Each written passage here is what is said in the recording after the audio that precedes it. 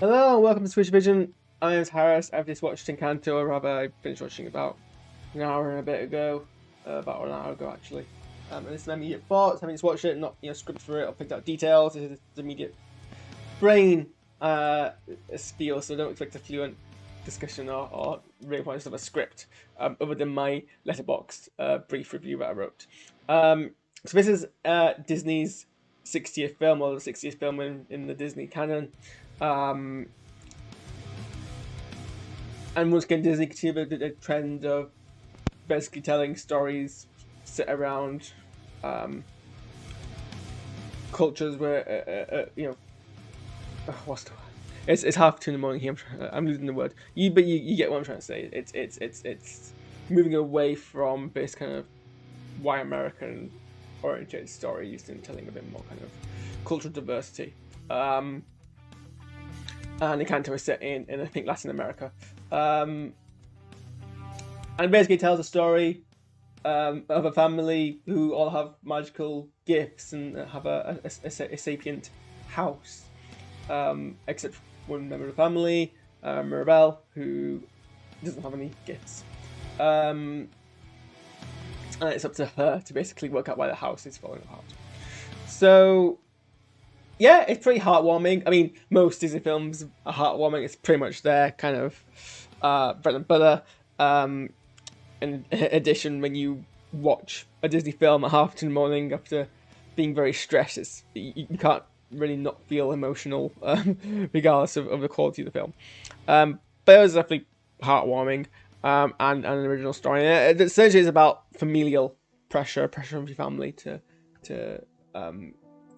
fulfill a certain kind of image. And I like how this kind of led through certain other characters that we see.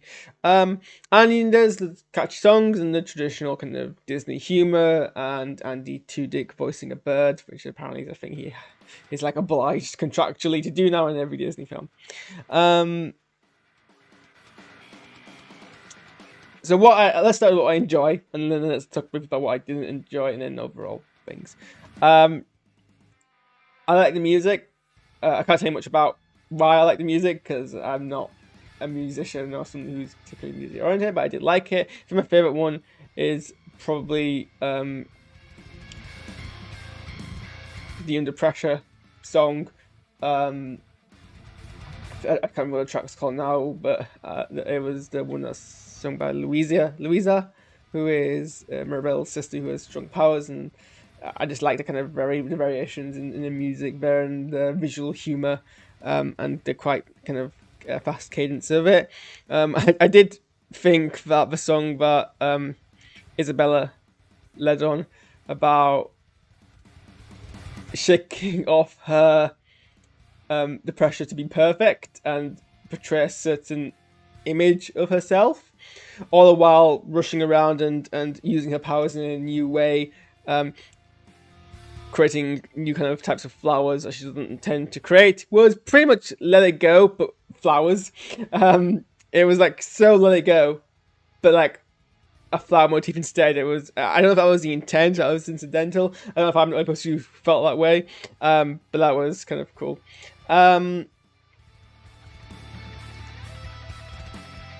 I think the film is kind of more on the original scale of Disney narratives, but not too original. Okay, let's jump to a criticism real quick. I think it maybe goes a bit too fast. Or rather, some parts are fast, other parts feel fast, and then you realise actually not much has really happened. And then I think the overall effect is the entire film feels over before it's really done. I feel like, especially because the thematic resolution happens very close to the end. I haven't actually looked at the time codes, so this is maybe just more some of how it feels and how it is. Which again is still, what is wrong on my green screen? It's distracting how part of my head keeps having these dots in it. As my it doesn't make any sense either, because there's no green at all there. So it really shouldn't be doing it. Maybe I need to get a plugin for OBS which has a bit better chroma key effects. Let me see if I change the color of this real quick. It will maybe. Is that any better? It looks better. A bit better. Where was I? Yeah, I think it was. I haven't got the time code, so I don't know where exactly the third act, where I would identify the third act starting actually starts, and where I identify the kind of beats happening actually happen. It feels like it's really towards the end. So I think the thematic resolution happens so fast that I interpret the thematic resolution as being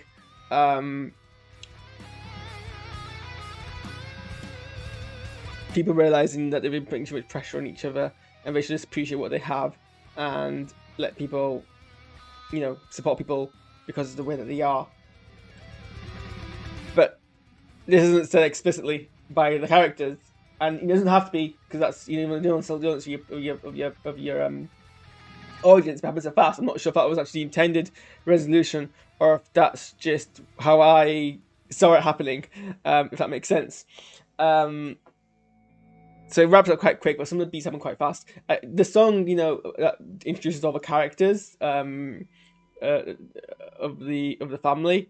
That happens right at the beginning. I felt went really fast as well. I mean, there was I think I read Wikipedia that Moana was meant to have like loads of family members, but they were streamlined because they didn't feel like you could have this many characters, even if they're just background characters, without making the kind of film too dense. And so this was Lin Lan. I can't.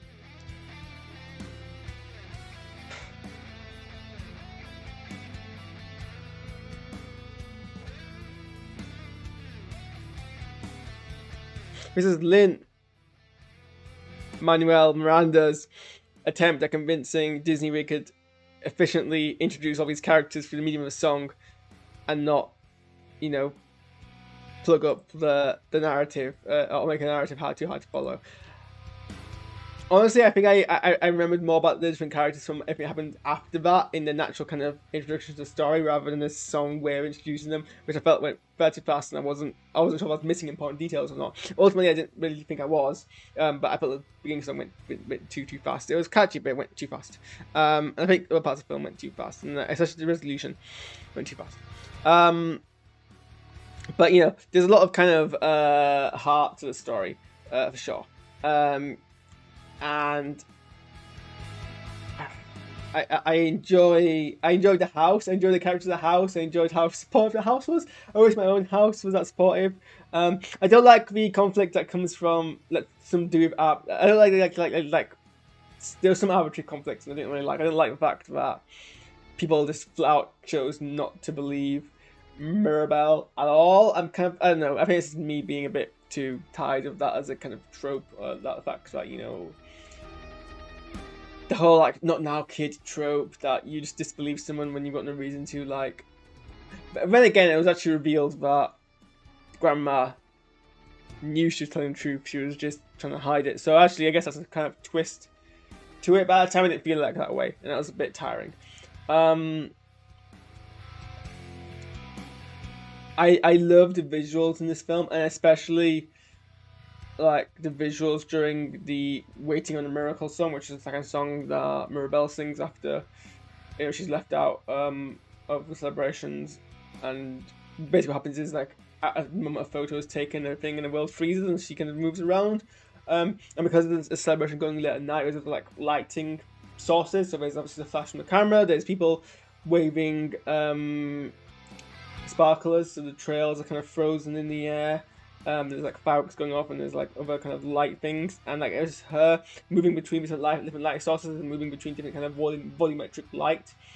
I absolutely love that. I love the kind of way they used light in that scene, which is like, I think like it any frame in that sequence would, or most frames in that sequence would be like a candidate for an every frame a painting submission.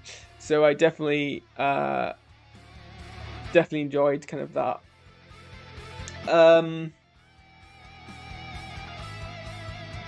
So yeah, well, I guess I kind of there's not much of force in there. It's not. I don't think it's kind of my favorite Disney film, but it's pretty decent. I'm not sure if it's gonna. I don't think it's Moana level of kind of rememberability. But the song where I think I mentioned it, the song where she's like under pressure, definitely found that really funny. And there was also a lot of visual gags, which are kind of Disney's usual visual gags, but they were good. I think the problem with being good all the time is that when you're still good, it's like, well, I'm not surprised. I enjoyed it, and I was expecting to, so I don't feel any particularly like amazement. I feel it's like the thing with Marvel as well. You're not amazed when the Marvel films are good because it's standard now, and then when they get not spectacular, you get disappointed. So yeah, that was also the other details in the film which were like really great as well. Like yeah, the way animations come is fantastic. So yeah, what else was I gonna say? Yeah, that's pretty much it. I don't think I have any particular other thoughts around it. So let me know what you think. I've had a problem with me doing these things when it's like 3:15 in the morning. Is like my mind's not working at its best. I missed three quarters of a pizza, and the coffee's wearing off. So I think the problem is it's mostly difficult saying words. So I'll end there. I'm gonna see Spider-Man No Way Home finally on Sunday, and I can finally go back on the internet and not be afraid of spoilers anymore because I've been so careful. I've potentially had two things spoiled for me, which are major if true, but also things heavily rumored. So it's hard to I feel both kind of like about the spoilers, but also bad about the spoilers, and at the same time I keep flip-flopping. Like I was kind of like, well, I kind of expected this to be in the film, but I also kind of wanted it to be revealed to me in the film, if that makes sense. So I can't really hope that they're not true because I want them to be true. So I have to kind of keep in mind that, oh, just because I saw these, because when I saw spoilers, I saw thumbnails in YouTube videos, but thumbnails in YouTube videos can be misleading. They could be fake. The video could be fake. So I have to keep telling myself that just because I saw a thumbnail doesn't mean that necessarily happened. And hopefully I'll still be amazed when I see it Sunday. But yes, in about this time, in about 26 hours, I would have seen probably the more hyped up Marvel film. So yeah, I don't know, but I'm gonna go see that in cinemas. And I'm gonna be out, and I'm gonna not be home. So I don't know if I'm gonna do one of these live reactions. I might do when I get home later that day. So check out if that's the case then. Other than that, I have pieces of coursework to prepare for and the dissertation film to work on. So, kind of night. Thanks for watching, and I'll see you guys next time.